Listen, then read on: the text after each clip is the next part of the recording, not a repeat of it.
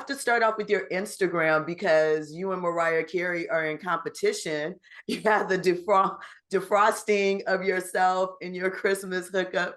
Tell me what it is about Christmas that you love that makes you the king of Christmas. I don't know if I can say I'm the king of yeah. I don't know if I can say I'm the king of Christmas, but I will claim Prince status, Prince of Christmas, because Mariah clearly undefeated, right? But this is my third Christmas movie. I love the genre. I love the holidays. I love them personally, but I also love for what they stand for and represent. I love the symbolism. I love the fact that the holidays are a time where we can get together with our most important folks, family, loved ones, friends. Hopefully it's a time of being grateful, of receiving and giving to others, being thoughtful to others. Hopefully it's a time where you can put behind you things that may not have gone right during the year, but you can embrace the things that truly mean something, that are truly important. And typically those are the people, those are the experiences, those are the folks that are around us. So that's why I love the Christmas movie. That's why I love the genre. I'm excited about this because this is my first time where I'm doing a movie that is really squarely centered for kids. I've done movies before in the Christmas spirit that were primarily about, big ensemble families going through drama. Yeah. This one is more about it is about our ludicrous character who's got some challenges that he's trying to overcome, and his young daughter helps him to understand that. But overall, the messaging is for kids, which is this is an amazing time of year. It's a time of year where you can embrace all the good things about life, about your parents, your friends, your kids, your siblings. That's what I hope people take from the movie.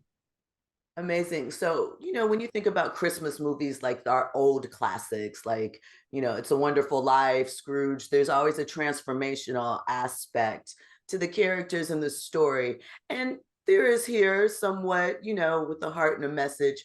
What is it that you think is central? Like you said, this is for kids, and it sparks a little bit of the imagination, that children have, that out there thing. What do you think it is about the characters in this that sort of touch, our old classics in that aspect, but give a new, fresh feeling? Yeah, and I would say it is a movie for everybody. Make no mistake. I think that we did it with kids in mind, but it's not just a kids movie. I think there's co-viewing that can take place. This is a movie that, brings in the parents, brings in the young kids, and brings in everybody in between. And to me, that's the best version of a Christmas movie, is when you've got that kind of co-viewing that can happen. And everybody has something that they can find and that they can relate to, that they find funny or find entertaining. I think what's interesting about this movie is the fact that you've got this imperfect family. You've got parents that are estranged at the time. You've got a young daughter who just wants to spend, more time with her dad, who she doesn't see a lot. You've got a dad who's a social worker. He's an empathetic figure. He understands people. He likes people, but he just doesn't like Christmas. This is the time of year where it's his least favorite time of year. And that has to do with some childhood trauma that he went through that we touch on in the movie. But ultimately, at the end of the day, it's about him, our ludicrous character, learning that it's about people. It's about love. It's about what's really important. And in order to do that, he has to be stuck with somebody who he thinks might need some mental health help of their own. Somebody that's running around in contemporary society in a Santa suit, claiming to be able to do all these magical things. So, of course, Luda's instinct is that, I got to help this guy.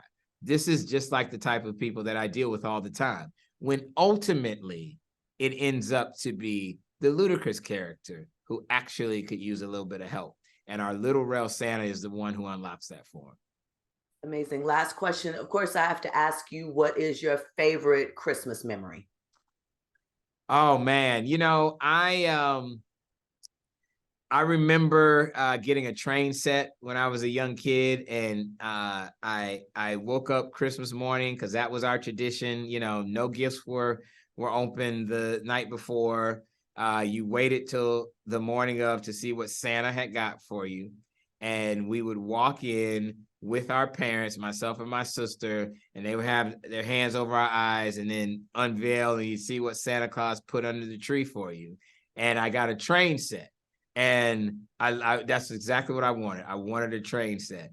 And it was so amazing. But I realized that Santa must have been up late because the train set didn't quite work all the way. Some of the tracks didn't connect the way they were supposed to. And even at like 8 years old, I realized, I was like, oh, wait, this piece goes here. Santa must have been, where is Santa? Because he messed up putting the train set together. Santa, well, kind of eggnog was Santa sipping on last night, because there's no way the train would make it all the way around. You can see this. There's an accident. Wait, let me fix it. And I could see my parents laughing at young William Packer fixing the train set that Santa had set up for me. But it's still an amazing memory for me because it was exactly what I wanted. And it really epitomized the fact that it's a great time to receive, but it's also a great time to be around family.